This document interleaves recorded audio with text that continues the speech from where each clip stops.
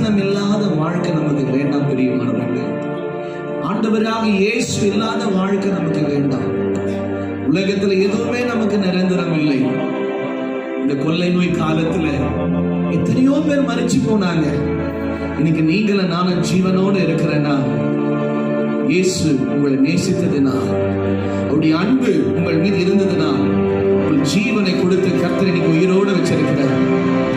இயேசு எவ்வளவு நல்லவர், எவ்வளவு மகிமை உள்ளவர், அவர் மாறாதவர், உன்னை நேசிக்கக்கூடியவர்.